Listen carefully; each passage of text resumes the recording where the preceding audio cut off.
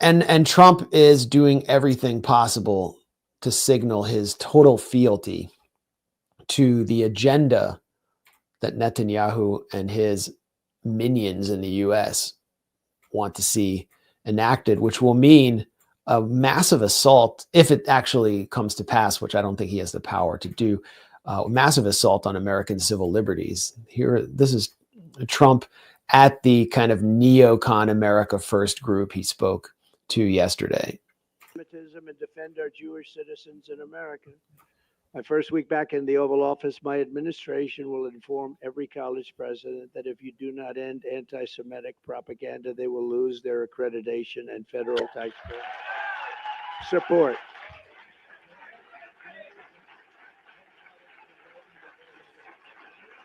Okay.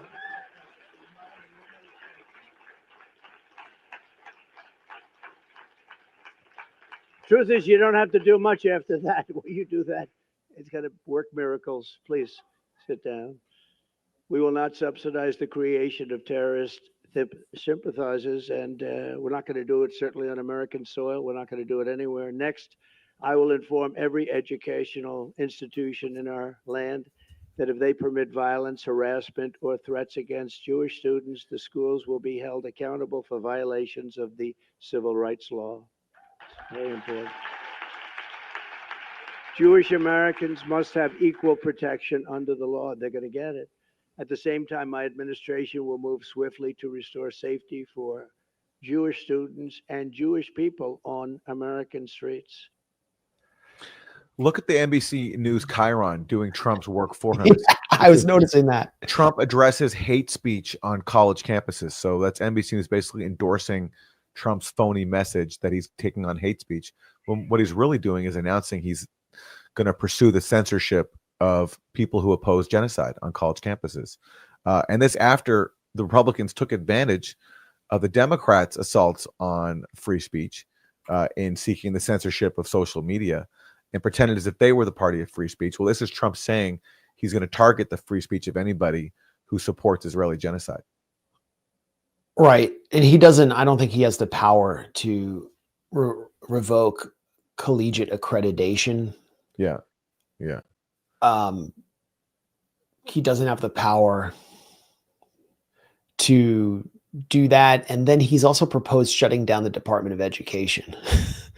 So how are you going to shut down the Department of Ed and then impose these policies, federal policies on universities? Like, what department will do it? Will there be a new department, like the Department of, I don't know, is there like a 3-letter acronym that would effectively capture what Trump is doing, like ZO something? I don't know. I guess I'm not allowed to say it.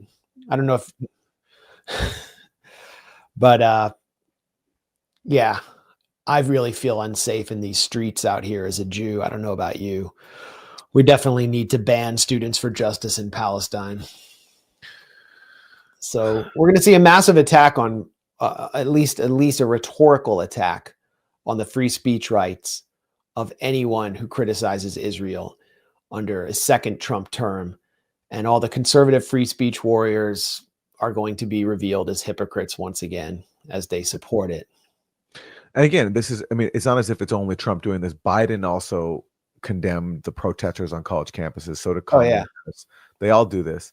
And the question for Trump is whether he'll actually go, you know, even further in carrying out the actions that he's threatening there to make, or whether that's just talk. But regardless, it just shows that no one can claim to care about civil liberties and free speech. They're all in lockstep in trying to suppress, censor, you know, these brave young kids on college campuses who put their lives on the line, their bodies on the line to oppose genocide.